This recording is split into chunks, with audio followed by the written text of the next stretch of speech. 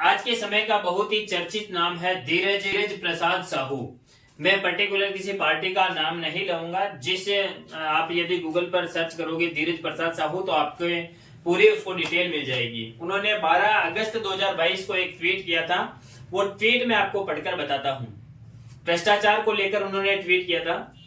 उनका ट्वीट है कि नोटबंदी के बाद भी देश में इतना काला धन और भ्रष्टाचार देखकर मन व्यथित हो जाता है।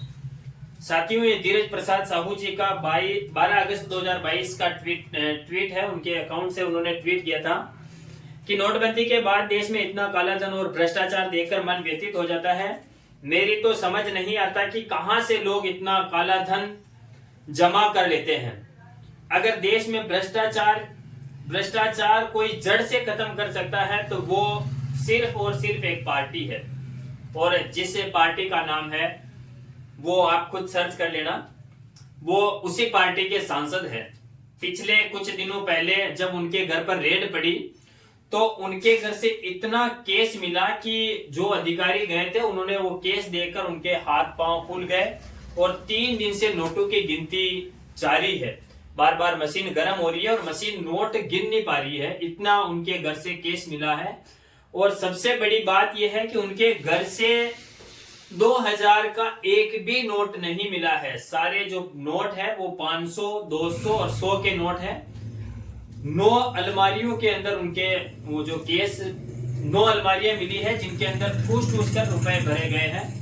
अब ये समझ ये नहीं आता कि उनके घर पर इतना केस आया कहां से, जब ये महोदय भ्रष्टाचार को लेकर इनके इतने स्टिक और ये भ्रष्टाचार के लेकर इनका मन व्यतीत हो जाता है, एक पार्टी को टारगेट करते हैं और एक सांसद है तो सांसद पद पर रहते हुए उनको इतना केस कहां से मिला, जांच का विषय है।